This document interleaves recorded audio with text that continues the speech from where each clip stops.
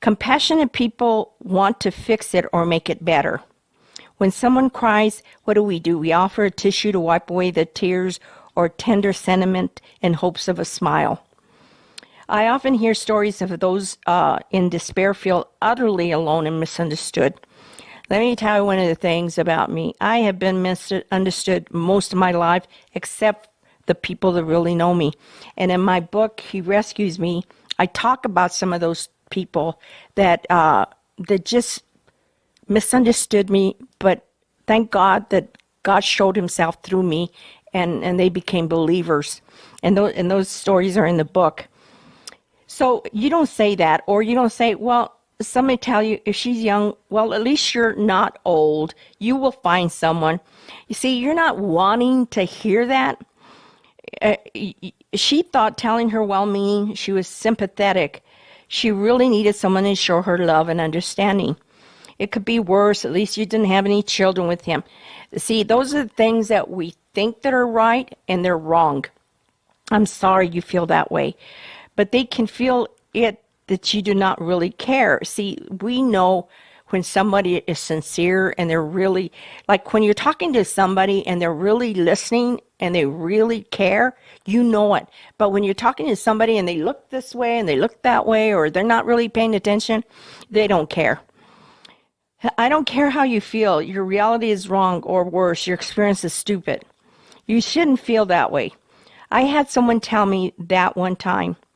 Oh, that it was the worst thing they could have ever told me at that time.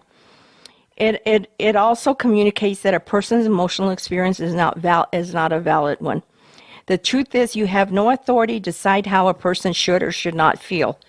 Only they know. And that's why we don't say, oh, I know how you feel. Oh, I know it could have been worse. Or, oh, I'm glad you didn't have no children. All those are the wrong things to tell a person. Because I learned that when I was a codependent to my husband. I learned all the things that I was doing wrong in validating him instead of validating him. I was invalidating him, thinking I was validating him. Denying a person's feeling can, and often does, make them feel crazy. Welcome to Flora. Get ready for empowering talk. Welcome to Flora. I'm Flora Padilla, pastor of Mending Broken Hearts Ministry, and I hope you join me today with an empowering talk. And today the topic is invalidation. As I was thinking about invalidation, it got more interesting and more interesting. So I'm going to share some stories of my own personal having to do with invalidation. But let me give you a little bit of information on invalidation so that you can understand that if you are experiencing that, I hope that this will empower you today, because I think I've conquered invalidation. I really have. What is invalidation?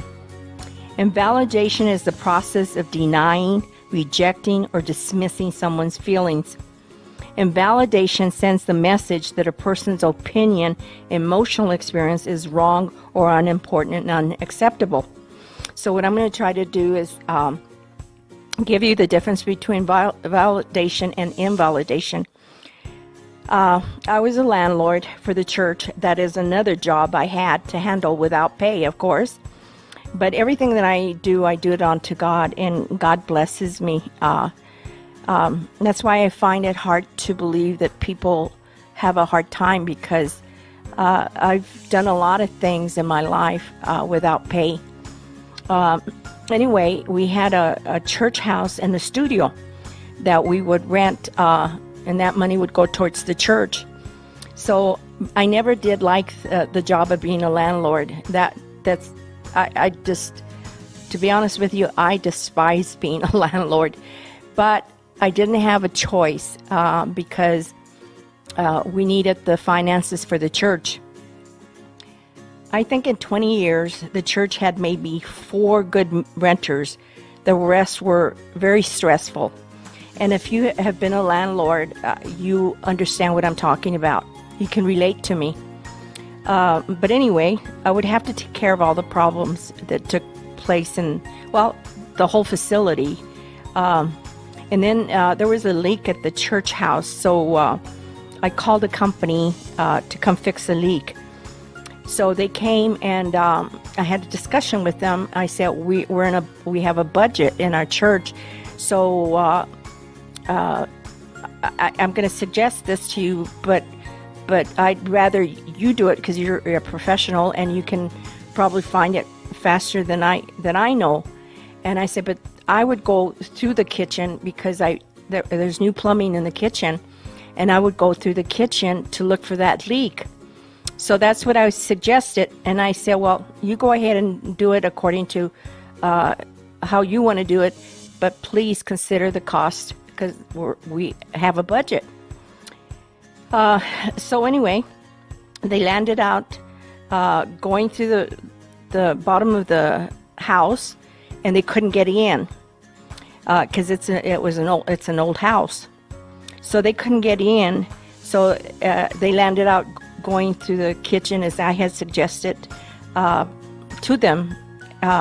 So they did, and they found it right away. I think within an hour or two. I don't think it was 2 hours, but they found the leak.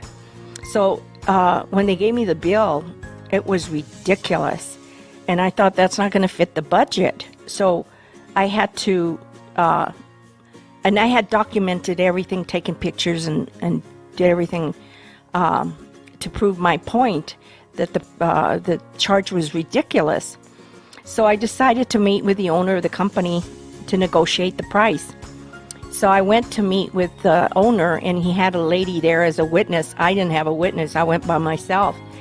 But I always feel that God is with me no matter what. I'm never by myself. So anyway, he dismissed and rejected my feelings at once, immediately. So invalidation took place. It was an emotional abuse, and I'll tell you why.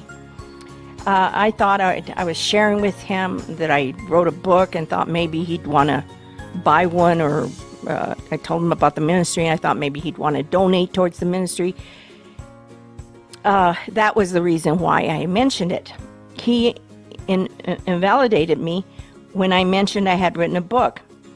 He then said to me, sarcastic, "Why is it not a bestseller?" It was ugly the way he was looking down at me. He wanted to confuse and put self-doubt. That's what invalidation means. But it did not work because I had already prayed for favor. In other words, I was prayed up and ready to face whatever came my way, but I also prayed for favor because that works. He was a so-called Christian to me. He sounded like a Pharisee, and if you ever read the Bible, you'll know that a Pharisee is a self-righteous person, not a righteous person, but self-righteous person. But I had a mission to carry out. So I stayed focused. I said, I better not lose my focus because in God, I let God work through me. But if God is not working, that man I would have probably told him what I felt. He kept telling me that they had already given me a break. So I debated that, and I showed him the pictures. And of course, he wasn't really interested in seeing what I had.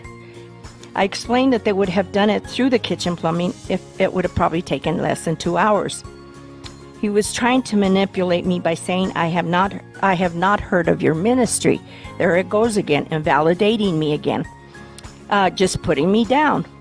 I thought to myself, this is me thinking, he would never hear about my ministry because my ministry was helping wounded people. He would wound my people. So he wouldn't be a good person to have around. He probably attended a watered-down church that gives you what you want to hear, not what you need to hear. Because a lot of people love those kind of churches, and they go there as an obligation. But they don't get the truth. Most of those ministers don't talk about sin. He was so full of himself. This was a man full of pride. But I stayed humble. I stayed humble, and that's not easy for me when someone is just saying ugly things to me. But I stayed humble. I knew it was God because I was prayed up and was ready for whatever would happen. And I felt in my heart that at the end of the conversation, I'd come out as a winner because God went before me and God was with me. So I stayed focused. I went there for a purpose. By the end of the day, I got my way. I said thank you with a smile. That wasn't easy, but I smiled at him. Then I emailed the company. I told them that I would pray for their success. And I meant it. That is how you know God already accepted you. In other words, you don't need to be validated by anyone because God has already done that, and that's good enough for me. Invalidation is one of the most damaging forms of emotional abuse and can make you feel like you are going crazy. Because when I was sitting there, I felt like I was going crazy because the things that he was telling me was unbelievable. And I remember because my son's a businessman, so I called him and I told him about it, and it upset my son. He says, well, I think what I'll do is talk to my boss and see if we could talk to him. And I thought, no, he doesn't have to because God already took care of it. I won. I got the price down to where the church could afford it. So that was the only important thing. As far as what he did to me, that wasn't important.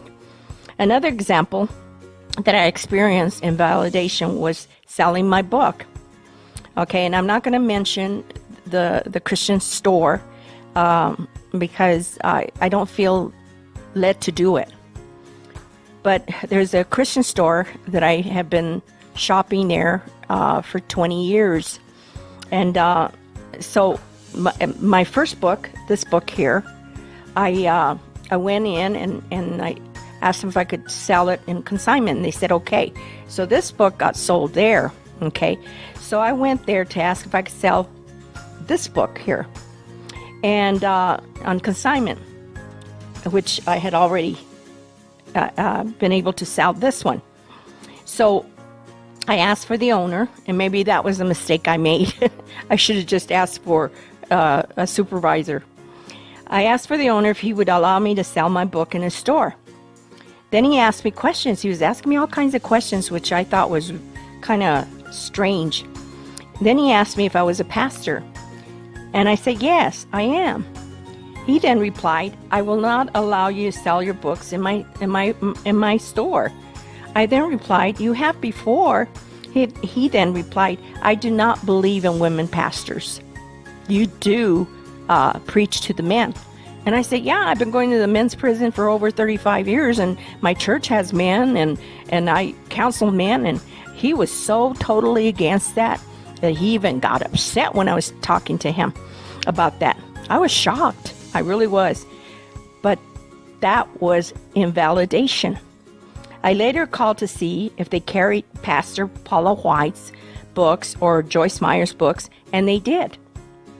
That could have left me in doubt or confused, but it did not, because God already accepted me, and I'm confirmed already. In other words, I've been accepted. I don't need his validation, because let me tell you, my books will sell either way.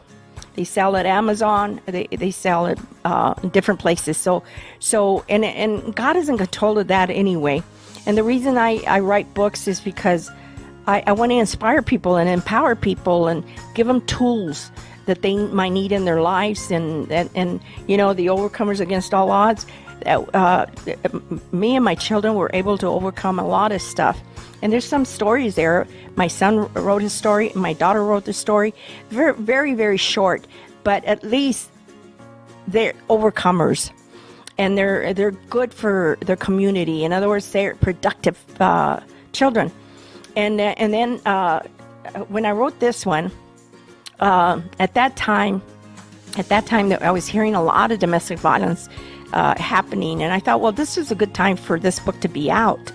And then when I wrote this one, He Rescued Me, was because we had that time, the coronavirus. So what we do is be productive regardless of what happens around us. So, and He had rescued me from so many things. So I have a lot of stories in there, how you rescued me. And some of those stories are pretty heavy duty. So just know that you reading these books, you're going to be inspired and empowered by them. And we'll be right back. We're going to go on a break.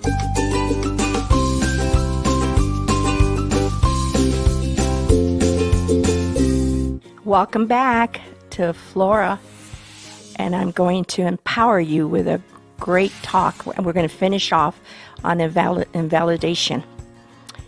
Okay, so I left the store.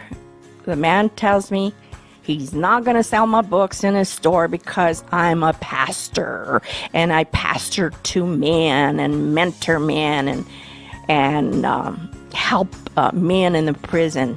So I thought, well, what do I do, Lord? I then said to God, revenge belongs to you. I'm going to shake it off and leave it here. So when you're healed emotionally, mentally, you know the enemy is trying to discourage you, of course. He's trying to confuse and put doubt that you're not good enough. But that doesn't work in my life anymore. What is scary, it can be one of the most subtle and unintentional abuses. The invalidated person will often leave a conversation feeling confused and full of self-doubt. My son had a coach that would tell the team when they would make a mistake to shake it off. Because, you know, when you make a mistake, it throws you off and you can't play as good. And his coach would tell him, just shake it off. And they would. So they go in there and play really good. So that's what I did when I walked out. I shook all the negative off and left it there. I shared it with one of my friends, and she was in awe. She says, what? And I said, yeah. So she suggested I go to another Christian store, and I said, no, that's okay. God will do it. Some individuals knowingly invalidate others as form of manipulation, control, and mental injury. That's what they're doing to you when they do that. The explanation is why those men treated me that way was because they had a low ability for concern, and they had no compassion. It was obvious that they had no compassion. They had no understanding. What did my book have to do with me being a pastor? Nothing. Or value the importance of validation does not know how to express it effectively. Others may invalidate unintentionally. They do not know that they are doing that. The well-intentional invalidator often defends the goal is to help someone feel better or differently to an emotion they judge as more exact, more valid one. If you're the person invalidating, know this, you are not crazy. Your feelings are valid and they're real. You are important. Remember I told you that I always counseled with statements. I would make statements and I would ask them for things if they had pain or a memory or an emotion or something that they thought of. So I would try to dig for lies that have been rooted in them, that has lied to you most of your life. And that's what happens. You get people that do that to you and they put you down, they belittle you, and you're valuable, you're important, and nobody should do that. There are things that we do not say. We do not invalidate. I will give you examples, okay?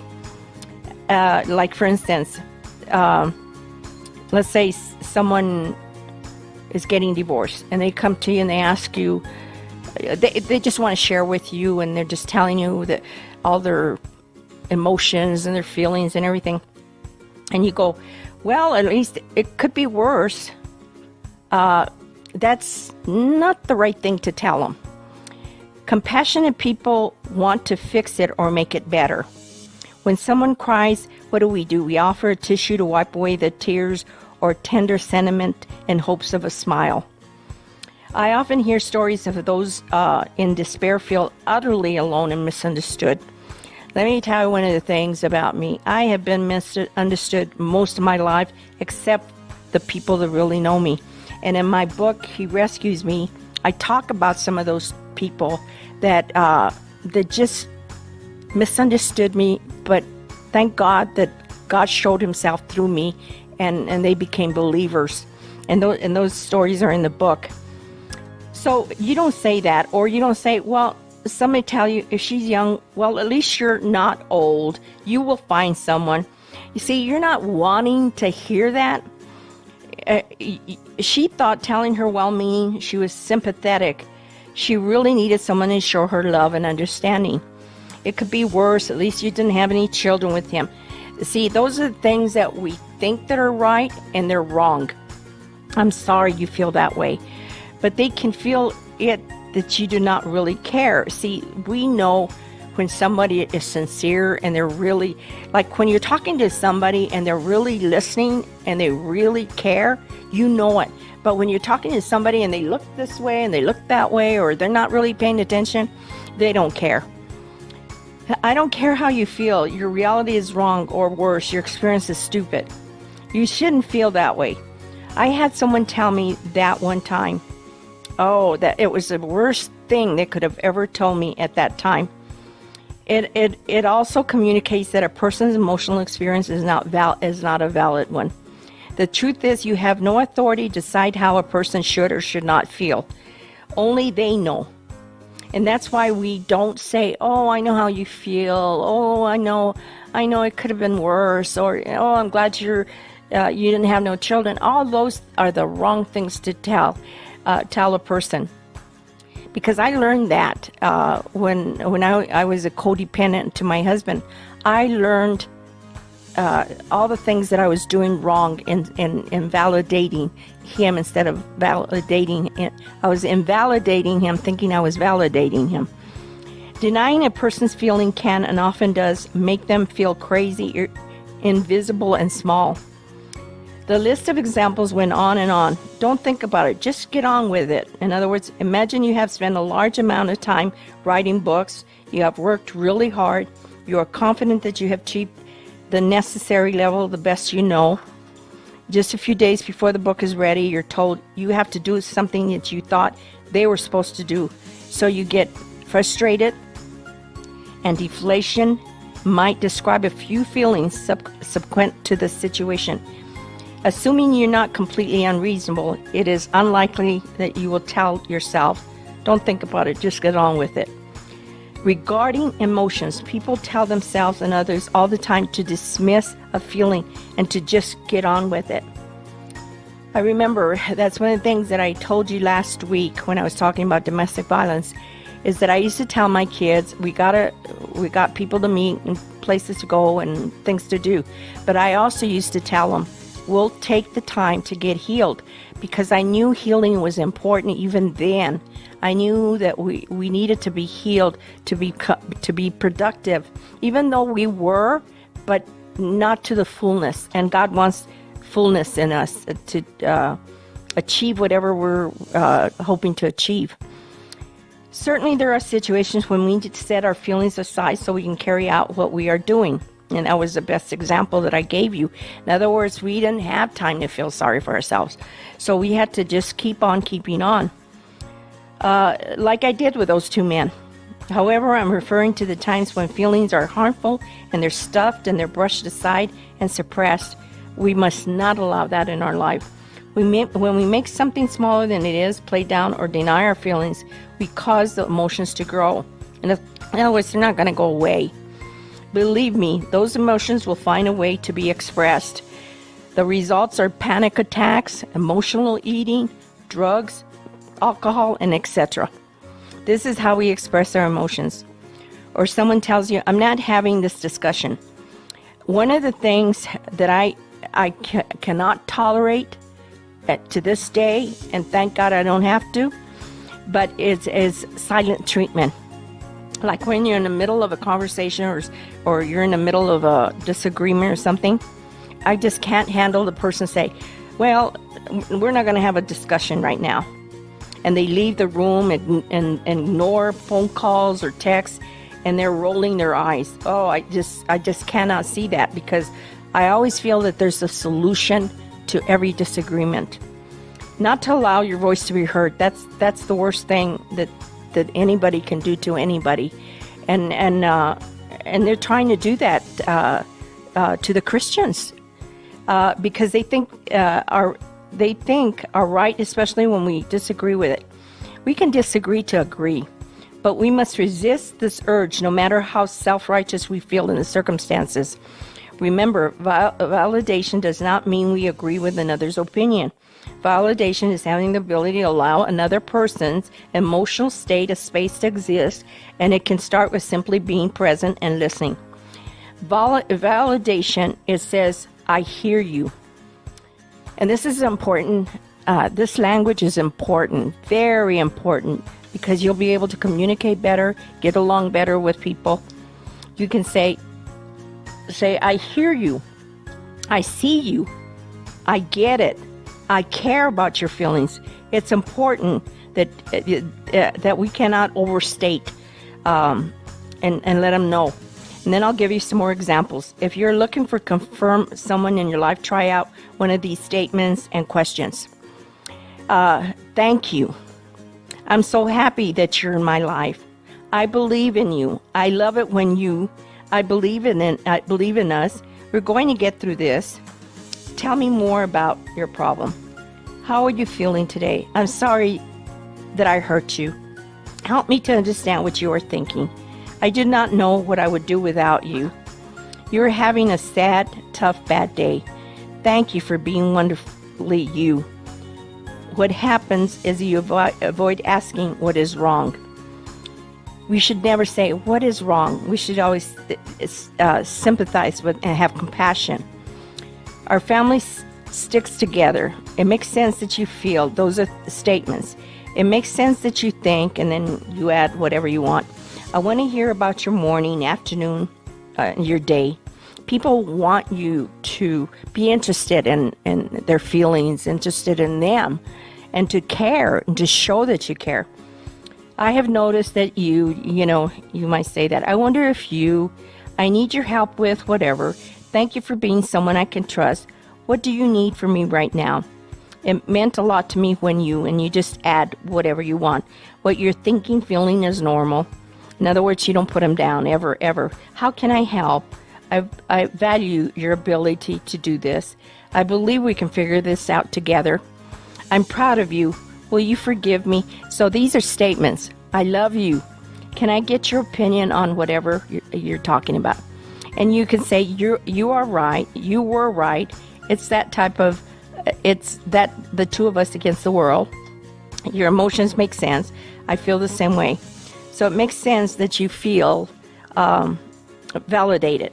So means that we are acknowledging another person's feelings, emotions, thoughts, experience, and beliefs. So it's not fixing, but again, you can disagree to agree. So don't. And there's so much more in validating a person. It's important that we do. But just remind you that if you enjoy this particular topic, and you have a topic that you would want me to share, let me know on Facebook. Just put comment and then put whatever you want me to talk about. And then on share, please share with others. And then also on YouTube where it says subscribe, you can subscribe and it can go directly to your email. And then if you want to buy my books, I have a few here at the house. I've sold some, so I still have some. And the people that said they were going to buy them, I hope you call me and do what you said, because our word is as good as gold. So I want you to have a good day and enjoy your day today, and just think about the difference between invalidation and validation, so that you can do the right thing and communicate better with people and have a better life. Because when you're saying the right things, you gain friends and you gain confidence, and just wonderful things start to happen to you because you're saying the right things. And I hope to see you next week. And enjoy your day. Bye.